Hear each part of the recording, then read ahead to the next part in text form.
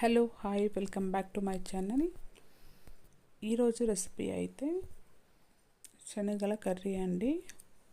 ఇంట్లో ఏ వెజిటేబుల్స్ లేనప్పుడు ఇలా ఈజీగా పూరీ లేక లేదా చపాతీ లేదా రైస్ లేకైనా సరిపోయేటట్లా ఈ శనగల కర్రీ ఎలా చేసుకోవాలో ఈరోజైతే నేను చూపెడుతున్నానండి.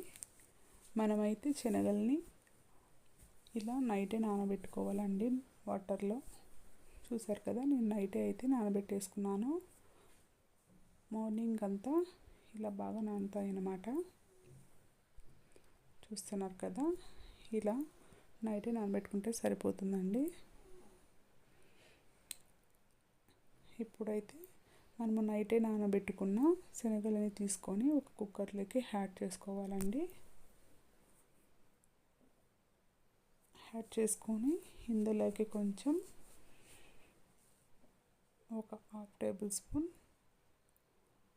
సాల్ట్ని యాడ్ చేసుకోండి. తర్వాత ఒక చిటికెడంతా పసుపుని యాడ్ చేసుకోండి. కొద్దిగా అంటే 4 విజిల్స్ సరిపడే వాటర్ని యాడ్ చేసుకోండి. తర్వాత ఒక half table spoon oil add చేసుకోండి. మనమైతే వీటిని ఒక 4 విజిల్స్ పెట్టుకొని ఉడికించుకోవాలండి. 4 విజిల్కి అయితే పర్ఫెక్ట్గా కుక్ అవుతాయి.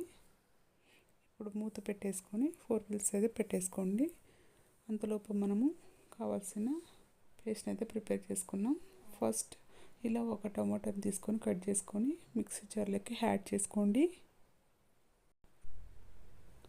ఇప్పుడైతే 2 టేబుల్ స్పూన్ కొబ్బరి తురుమునైతే ఇలా యాడ్ చేసుకోండి. ఒక చిన్న ముక్క అయితే సరిపోతుందండి కొబ్బరి అయితే. అలాగే 2 లవంగాలు, చిన్న దాల్చిన చికెన్ కూడా యాడ్ చేసుకోండి.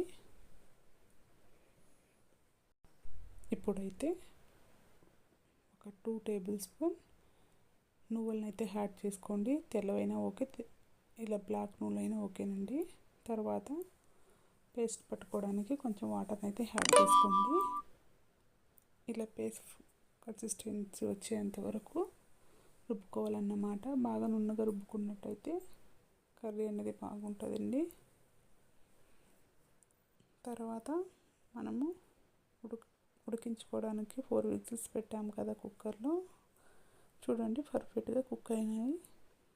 4 విజిల్స్కి అయితే ఇది పర్ఫెక్ట్గా ఉడుకుతాయండి. చూస్తున్నారు కదా ఇలా. ఇప్పుడైతే స్టవ్ మీద కడాయి పెట్టుకోండి. ఇందులోకి ఒక 3 to 4 టేబుల్ స్పూన్స్ ఆయిల్ అయితే యాడ్ చేసుకోండి. ఆయిల్ హీట్ ఎక్కిన తర్వాత 2 లవంగాలు, చిన్న దాల్చిన చెక్క కూడా యాడ్ చేసుకోండి. అలాగే ఒక బిర్యానీ ఆకుని యాడ్ చేసుకోండి. ఒక హాఫ్ టేబుల్ స్పూన్ జీలకర్ర, ఆవాలు కూడా యాడ్ చేసుకోండి. ఇవి కొంచెం ఇలా చిటపటలు ఆడిన తర్వాత కరివేపాకుని అయితే యాడ్ చేసుకోండి. ఇప్పుడు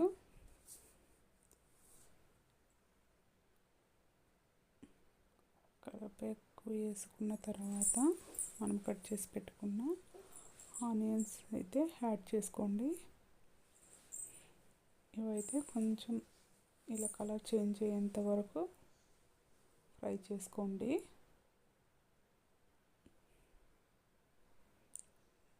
చూస్తున్నారు కదా, ఇలా అయితే ఫ్రై అయితే చేసుకోండి.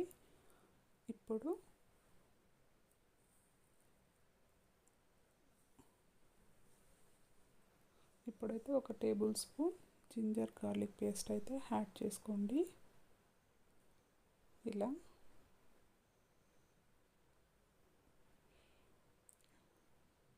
హోమ్ మేడ్ ఉంటే మీరు ఇంట్లో చేసుకున్న పేస్ట్ని యాడ్ చేసుకోండి. ఇక్కడైతే నేను రెడీగా ఉన్నదైతే యాడ్ చేసుకున్నా. ఇది కొంచెం స్మెల్ అయితే చేంజ్ అయ్యేంత వరకు ఇలా వేయించుకోండి మీడియం ఫ్లేమ్లో పెట్టుకొని.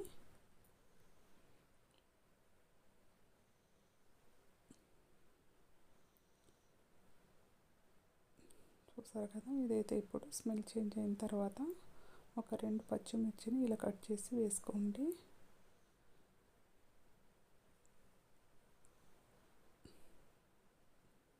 ఇలా ఫ్రై చేసుకున్న తర్వాత మనం ముందుగానే మిక్సీ పట్టుకున్న పేస్ట్ని అయితే యాడ్ చేసుకోవాలి. చూడండి ఇలా నున్నగా పట్టుకోవాలండి. యాడ్ చేసుకున్న తర్వాత ఈ ఒక్క టమోటా కొబ్బరి ఈ పచ్చి స్మెల్ అంతా వెళ్ళిపోయేంత వరకు ఇట్లా ఫ్రై చేసుకోండి. మంట అయితే కొంచెం మీడియం ఫ్లేమ్లో పెట్టుకోండి. హై ఫ్లేమ్లో పెట్టుకుంటే అడుగంటుతుంది. చూస్తున్నారు కదా, ఇలా ఆయిల్ పైకి తేలేంత వరకు ఇలా ఆ పేస్ట్ని అయితే ఫ్రై చేసుకోండి. తర్వాత 1 టేబుల్ స్పూన్ ఉప్పుని యాడ్ చేసుకోండి. 1/2 టేబుల్ స్పూన్ చిల్లీ పౌడర్ని యాడ్ చేసుకోండి. కారాన్ని మీ రుచికి తగ్గట్టుగా యాడ్ చేసుకోండి. 1 చిటికెడంత పసుపు యాడ్ చేసుకోండి. మనం ఆల్రెడీ యాడ్ చేసుకున్నాం కదా. అలాగే 1/2 టేబుల్ స్పూన్ గరం మసాలా కూడా యాడ్ చేసుకొని, తర్వాత కొరియాండర్ పౌడర్ అంటే ధనియాల పౌడర్ని 1 టేబుల్ స్పూన్ యాడ్ చేసుకొని ఇవన్నిటిని బాగా మిక్స్ అయ్యేలా కలుపుకొని ఫ్రై చేసుకోండి.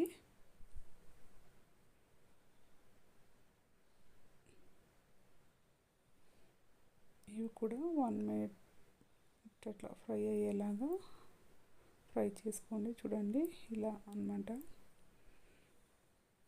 ఇలా ఆయిల్ పైకి తేలుతున్నప్పుడు మనం ఉడికించి పెట్టుకున్న శనగలను అయితే ఒక పేస్ట్లోకి యాడ్ చేసుకోండి. యాడ్ చేసుకొని బాగా శనగలు ఆ గ్రేవీ అంతా బాగా కలిసేలాగా మిక్స్ చేసుకోండి. చూస్తారు కదా ఇలా అన్నమాట. ఇలా ఒక్కసారి అయితే ట్రై చేయండి. చపాతీ, పూరి అలాగే రైస్లో కూడా చాలా బాగుంటుంది.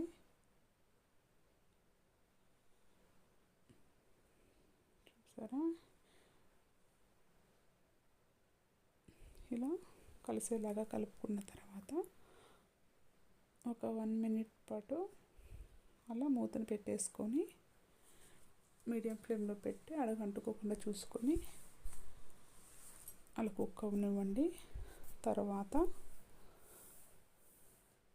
మూతను తీసి చూడండి ఇలా ఇప్పుడు కూడా ఆయిల్ పైకి తేలుతుంది కదా. ఇలా తేలుతున్నప్పుడు దీన్ని అయితే మనం ఇంకొకసారి కలుపుకొని మనకి గ్రేవీకి సరిపడా వాటర్ని యాడ్ చేసుకొని ఉడికించుకోండి. నేనైతే మరీ ఎక్కువ వాటర్ని అయితే యాడ్ చేయట్లేదండి. నాకు ఈ గ్రేవీ అంతగా ఏం అవసరం లేదని. చపాతీలోకి అయితే కొంచెం వాటర్ తక్కువగానే చేసుకోండి. రైస్లోకి అయితే ఎక్కువ వాటర్ని యాడ్ చేసుకోండి, సరిపోతుంది.